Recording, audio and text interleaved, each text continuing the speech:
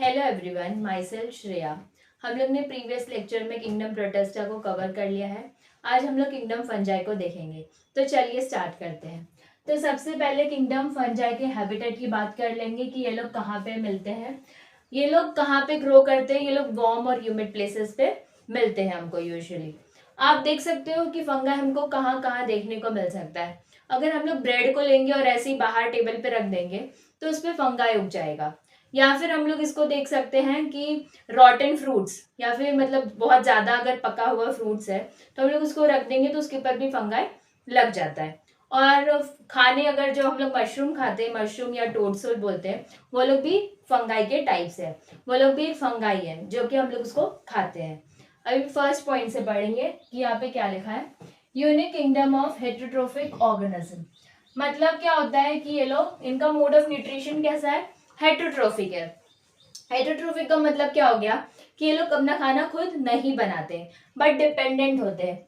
हम लोग ने जब आर एच विटेकर के 5 किंगडम को देखा था तो हम लोग ने देखा था कि हेटेरोट्रोफिक में ये पैरासिटिक भी हो सकते हैं और सेप्रोफिटिक भी हो सकते हैं। नेक्स्ट क्या लिखा है, दे show a great diversity in morphology and habitat. इसका मतलब क्या हुआ कि ये लोग बहुत ज्यादा डाइवर्सिटी शो करते हैं। इनके मॉर्फोलॉजी मतलब एक्सटर्नल फीचर्स में और इनके हैबिटेट में करते हैं। नेक्स्ट क्या लिखा है, unicellular form such as yeast is used in beer and bread making. Yeast क्या होता है, यीस्ट एक टाइप का फंगाई है जो कि यूनिसेलुलर है, मतलब एक सेल से बना हुआ यीस्ट है जो कि यूनिसेलुलर है। इससे हम लोग ब्रेड और बियर बना सकते हैं।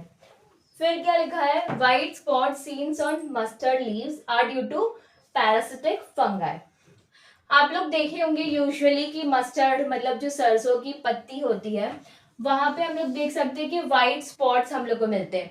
वो जो व्हाइट स्पॉट्स रहते हैं हम लोग उसको फंगाई बोलते हैं, मतलब उस लीव्स पे फंगाई ग्रो कर जाता है। तो हम लोग को कुछ ऐसा देखने को मिलता है। और अलग अलग फंगाई एनिमल्स और प्लांट्स में डिजीज कॉज करते हैं। फॉर एन एग्जाम्पल हम लोग वीट को देखते हैं तो वीट में फंगाई ग्रो करता है, उसका एग्जाम्पल है पक्सीनिया। और फिर जो हम लोग एंटीबायोटिक्स मेडिसिन बनाते हैं वो पेनिसिलिन भी एक फंगाई है। तो ये एग्जाम्पल हो गए फंगाई के। फिर क्या लिखा है, fungi are cosmopolitan and occur in air, water, soil and on animals and plants. Cosmopolitan का मतलब क्या होता है कि ये लोग हर जगह ही मिल सकते हैं। फंगाई को हम लोग हर जगह देख सकते हैं। ये लोग एयर में, हवा में मिल सकते हैं, वाटर में, पानी में मिल सकते हैं, सॉइल में मिल सकते हैं और यहाँ तक कि प्लांट्स और एनिमल्स में भी मिल सकते हैं। प्लांट्स और एनिमल्स के भी ऊपर मिल सकते हैं।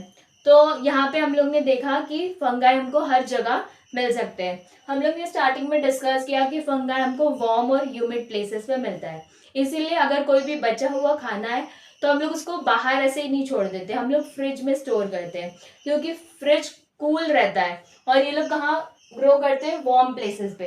इसीलिए हम लोग रेफ्रिजरेटर का यूज करते हैं फूड स्टोर करने के लिए। With the exceptions of yeast, which are unicellular, fungi are filamentous। इसका मतलब क्या हो गया कि एक्सेप्शन है कि एक yeast ही है जो कि यूनिसेलुलर होता है, बाकी और फंगाई कैसा होता है, फिलामेंटस होता है। फिलामेंटस का मतलब यहाँ पे लॉन्ग चेन होता है जो कि प्रोटीन का बना हुआ हो, उसको हम लोग फिलामेंटस बोलते हैं। फिर क्या लिखा है, their bodies consist of long slender thread like structures called as hyphae. Hyphae का मतलब क्या होता है, यहाँ पे हम लोग डायग्राम से समझेंगे। तो यहाँ पे मैंने फंगाई की बॉडी बनाई जो कि है ये। तो ये कैसा है, थ्रेड लाइक है, लॉन्ग है और स्लेंडर भी है। तो इसको हम लोग ने बोल दिया हाइफे। अभी जब फिर क्या लिखा है, तो network of hyphae is known as mycelium. मतलब ऐसे ही बहुत सारे हाइफे एक नेटवर्क को फॉर्म करेंगे, हम लोग उसको बोलते हैं माइसीलियम। यहाँ पे देखेंगे डायग्राम से समझेंगे।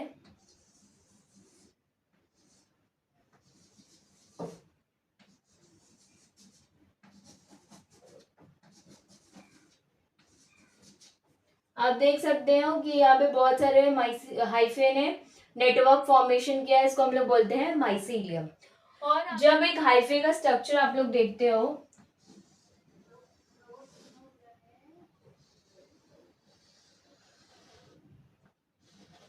यहाँ पे मैंने हाइफे का स्ट्रक्चर बनाया।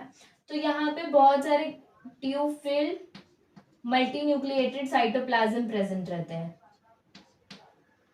इसको हम लोग बोलते हैं साइनोसाइटिक हाइफे।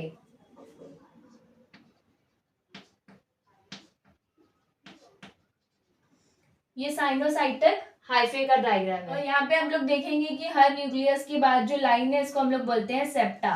इसको हम लोग बोलते हैं सेप्टा या क्रॉस वॉल।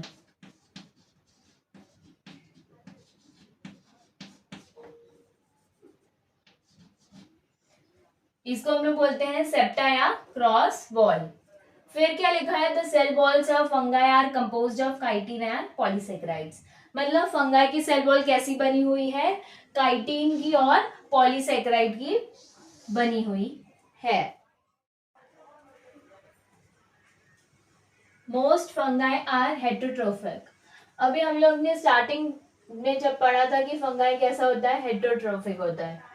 हेटरोट्रोफिक का मतलब ये लोग अपना खाना खुद नहीं बना सकते। And absorb soluble organic matter dead substrates and hence are called as saprophytes. हम लोग ने प्रीवियस लेक्चर में भी डिस्कस किया था कि सेप्रोफाइट्स क्या होते हैं। वो लोग डेड ऑर्गेनिक मटेरियल पे ग्रो करते हैं और अपना न्यूट्रिएंट्स उन लोग से एब्जॉर्ब करते हैं। हम लोग उसको बोलते हैं सेप्रोफाइट्स। नेक्स्ट क्या लिखा है, those that dependent on living plants and animals are called as parasites. Parasites का मतलब क्या होता है कि कोई भी एनिमल्स या प्लांट्स डिपेंडेंट हो दूसरे लिविंग प्लांट्स एंड एनिमल्स पे, तो उसको हम लोग बोलते हैं पैरासाइट्स। फंगाई सिम्बायोट्स की तरह भी रह सकते हैं।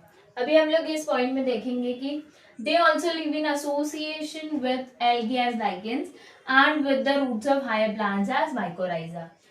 लाइकेंस क्या है यहाँ पे कि जब एक एल्गी और फंगाई एसोसिएशन में रहेंगे तो हम लोग उसको बोलते हैं लाइकेंस, और जब एक फंगाई और roots of higher plants association में रहते हैं तो उसको बोलते हैं माइकोराइजा। तो फंगाई सिम्बायोट्स की तरह भी रहते हैं। अब हम लोग फंगाई के रिप्रोडक्शन को देखेंगे। तो फंगाई में रिप्रोडक्शन 3 टाइप से होता है। फर्स्ट है वेजिटेटिव रिप्रोडक्शन, दूसरा है एसेक्सुअल रिप्रोडक्शन और थर्ड है सेक्सुअल रिप्रोडक्शन। तो सबसे पहले वेजिटेटिव रिप्रोडक्शन देखेंगे। Reproduction in fungi take place by vegetative means fragmentation, fission and budding. मतलब हम लोग वेजिटेटिव मीन्स में कितने टाइप की रिप्रोडक्शन देख सकते हैं, फ्रेगमेंटेशन, फिजन और बडिंग को देख सकते हैं। तो सबसे पहले समझेंगे फ्रेगमेंटेशन मतलब क्या होता है। तो मैं यहाँ पे एग्जांपल लूंगी स्पाइरोगायरा का। तो यहाँ पे मैंने स्पाइरोगायरा का स्ट्रक्चर ड्रॉ कर लिया। जब अपनी बॉडी को फ्रेगमेंट्स में डिवाइड करेगा तो वो होता है फ्रेगमेंटेशन।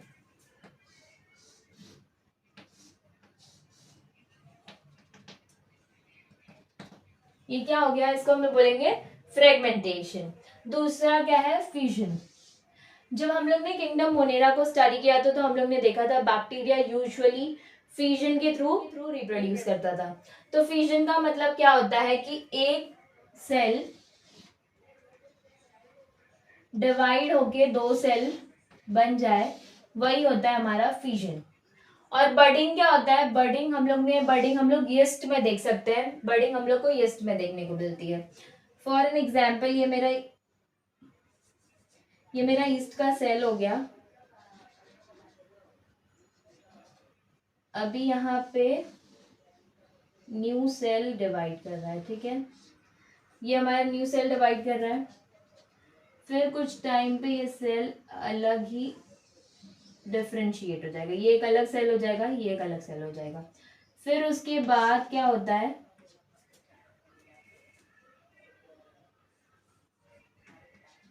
फिर उसके बाद होता है यहाँ पे आप ऐसे चेन देखने को मिलती है आपको। तो ये क्या हो गया, ऐसे बडिंग होती है यीस्ट में। तो यहाँ पे 3 टाइप के वेजिटेटिव मीन्स में हम लोग देख सकते हैं, फ्रेगमेंटेशन, फ्यूजन और बडिंग।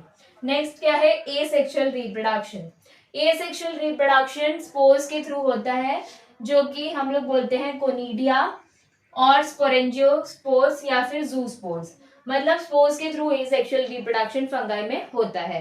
नेक्स्ट क्या लिखा है, sexual reproduction by oospores, basidiospores और एस्कोस्पोर्स। मतलब सेक्सुअल रिप्रोडक्शन भी 3 टाइप से हो सकता है, जैसे कि ऊस्पोर्स है, बेसिडियोस्पोर्स है और एस्कोस्पोर्स है।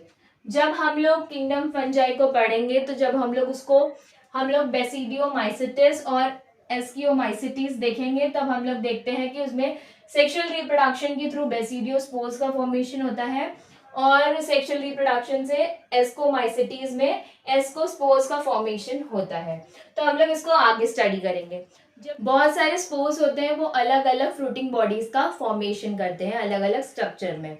और अभी हम लोग ने सेक्सुअल रिप्रोडक्शन देखा, अब हम लोग सेक्सुअल साइकिल को देखेंगे। फंगाई में सेक्सुअल साइकिल 3 स्टेजेस इंक्लूड करता है। तो सबसे पहले है प्लाज्मोगैमी। प्लाज्मोगैमी का मतलब होता है fusion of protoplasm between two motile और non motile gametes is called as plasmogamy. यहाँ से समझ में आ रहा है कि यहाँ पे प्लाज्मा इंक्लूड होगा।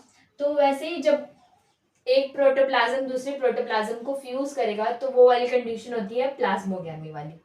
सेकेंड क्या होता है, कैरियोगैमी। कैरियो का मतलब होता है न्यूक्लियर, मतलब इसमें फ्यूजन ऑफ न्यूक्लियर को हम लोग बोलते हैं कैरियोगैमी। नेक्स्ट लिखा है meiosis resulting in haploid spores. मतलब क्या होगा, मियोसिस का मतलब होता है रिडक्शनल डिवीजन। जब रिडक्शनल डिवीजन होगा तो हैप्लॉइड स्पोर्स का फॉर्मेशन होगा। तो सेक्सुअल साइकिल 3 स्टेजेस इंक्लूड करते हैं। सबसे पहले है प्लाज्मोगैमी, दूसरा है कैरियोगैमी और थर्ड है मियोसिस। मियोसिस करके वो लोग हैप्लॉइड स्पोर्स का फॉर्मेशन करते हैं। हैप्लॉइड मतलब एन होता है। जब फंगाई सेक्सुअली रिप्रोड्यूस करता है तो वहां पे 2 हाइफे हैप्लॉइड हाइफे आएंगे जो कि कंपैटिबल टाइप के होंगे। कंपैटिबल का मतलब होता है सुटेबल टाइप के होंगे। वो दोनों साथ में आके तुरंत ही डिप्लॉइड सेल का फॉर्मेशन कर देते हैं। और अदर फंगाई में जैसे कि एस्कोमाइसिटीज और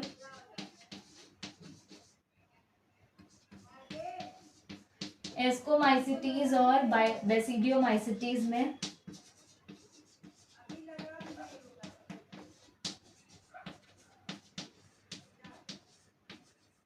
इनमें इंटरवेनिंग स्टेज होती है जिसको हम लोग बोलते हैं डाइकैरियोटिक फेज। डाइकैरियोटिक फेज होती है जो कि होती है N+N वाली कंडीशन।